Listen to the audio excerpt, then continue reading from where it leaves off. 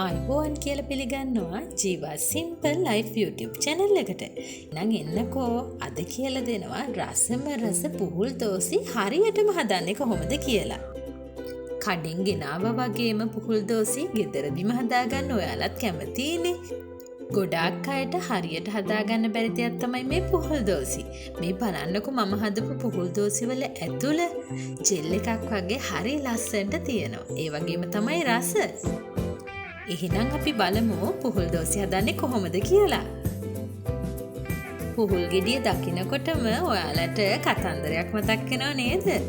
පුහුල් හොරා කරෙන්දදී කියලා. මේ බලන්නකෝ මේ ගෙඩියේ තියෙන අලු ටිකේ තරම. ඉතින් ඇත්තනේ අර කතන්දරේ කියපු විදිහට පුහුල් හොරාගේ කරේ මේ අලු ගෑවිලා තියෙන්න ඇති. ඒ කතන්දරේ වගේම මන්තර ගුරුකම් වලදී මේ පුහුල් ගෙඩි කපනවනේ. ඒ පුහුල් ගෙඩි කපන්නේ මේ මං කපන පැත්තට නෙවෙයි අනිත් පැත්තට. ඒක නිසා අපි උයන වෙලාවේ පුහුල් ගෙඩිය මම මේ කපන පැත්තට කපා ගන්න.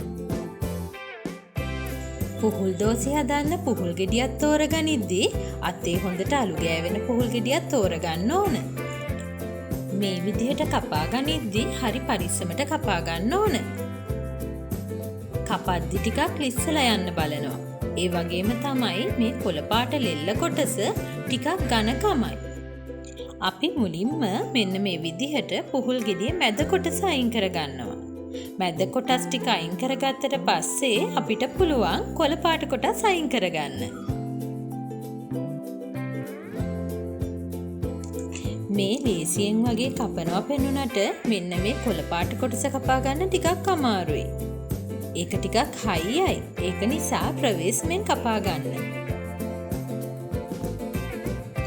මේ සේරම කෑලි කපා ගත්තට පස්සේ අපිට තියෙන්නේ ගෑරුප්පුවක් හරි කූරක් හරි අරගෙන පුහුල් කෑලි ටික සිදුරු කරගන්න. එහෙම සිදුරු කරාම ඇතුළට පැණි උරන්න ලේසි වෙනවා.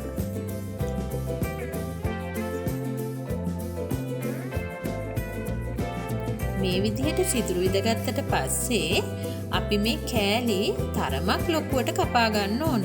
ඇත්තටම කියනවා නම් මම මේ කපාගත්තු ගානත් චූටි වැඩි කියලා හිතුණ පස්සේ මීටත් වඩා ටිකක් ලොකුවට කෑලි කපා ගත්තා නම් හොඳයි. ඔන්න ඊළඟට පුහුල් දෝසි හදනකොට වැදගත්ම දේ කියලා දෙන්න තමයි යන්නේ. මේ එකතු කරගන්නේ වතුර ටිකකට විට කන හුණු. මේ විට කන හුණු තේ හැන්දක් වගේ වතුර ටිකට දාලා ඒ ටික හොඳට කලවම් කරලා අපි කපාගත්ත පුහුල් ටික දාගන්න ඕන. පැය 7-8ක් මේ ටික පෙඟෙන්න තියන්න ඕන.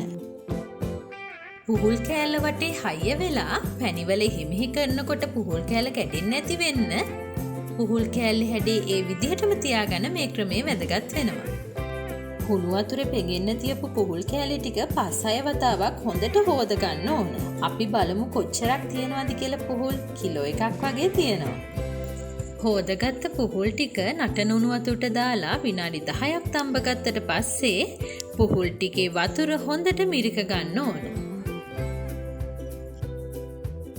මුලින්ම පුහුල් කපනකොට තිබුණු පුහුල් වල ඝනකම දැන් චුට්ටක් අඩු වෙලා ඒක ටිකක් මෙලෙක් වෙලා තියෙන්නේ උණු වතුරේ තඹපු නිසා. මේ විදිහට එකින් එක අරගෙන හොඳට මිරිකලා ගන්න ඕන. වතුර ගතිය අඩු වෙන තරමට අපිට හොඳයි. පුහුල් කෑලි ටික තාච්චියකට දාලා පුහුල් ටිකේ බරින් 4න් 3ක් වගේ සීනි අරගෙන ඒ ටික පුහුල් ටිකට එකතු කරන්න ඕන. මෙතන පුහුල් කිලෝ එකක් තිබුණ නිසා මම සීනි 750ක් එකතු කරගත්තා. ලිපේ තියලා ටික වෙලාවක් යනකොට පුහුල් වල තියෙන වතුර වලට සීනි එකතු වෙලා සීනි දියරයක් හැදෙනවා.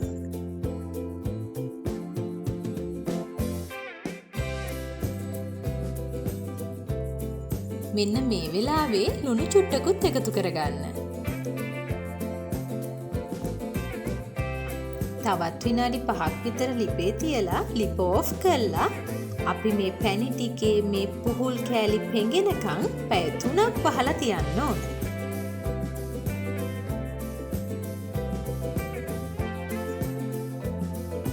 පැය 3ක් පැණි මිශ්‍රණය පෙඟෙන්න තියලා ගත්තට පස්සේ මේ බලන්නකො පුහුල් කෑලි වල ලස්සන. පුහුල් කෑලි වලට හොඳට පැණි උරලා දැන් අපි පුහුල් කෑලි ටික පැණි ටිකෙන් අයින් කරගමු. පුහුල් කෑලි ටික පැය 3ක් පැණිවල පෙඟෙන්න තිබ්බහම අමතරව සීනි එකතු කරන්න අවශ්‍ය වෙන්නේ නැහැ. පුහුල් කෑලි ටික අයින් කළාට පස්සේ ඉතිරි වුණු පැණි ටික හොඳට ආපහු රත් වෙන්න තියලා ඒ පැණි හොඳට රත් වෙන වෙලාව වෙනකොට අපි අර අයින් කරගත්ත පුහුල් කෑලි ටික නැවත පැණි භාජනයට එකතු කරගන්න ඕන.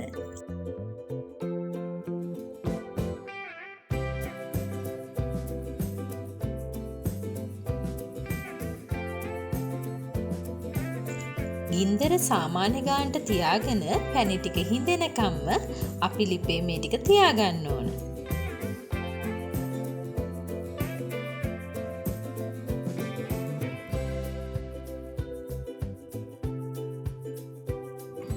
මෙන්න මේ වගේ වෙලා වෙනකොට හිතෙනවා සීනි ගොඩක් වැඩිද කියලා.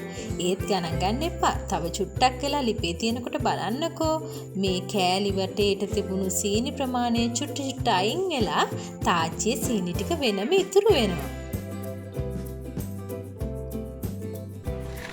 මේ බලන්නකෝ පුහුල් දෝසි ටික ලස්සනට පදමට ඇවිල්ලා තියෙන හැටි. අමු පුහුල් කිලෝ එකකින් පුහුල් දෝසි ග්‍රෑම් 500ක් මං හදාගත්තා.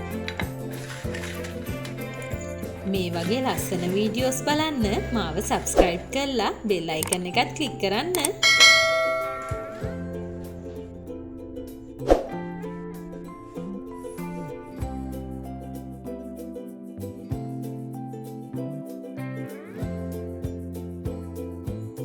කඩේ පුහුල් දෝසි වගේම හදාගන්න ඕන නම් මේ විදිහට try කරලා බලන්න.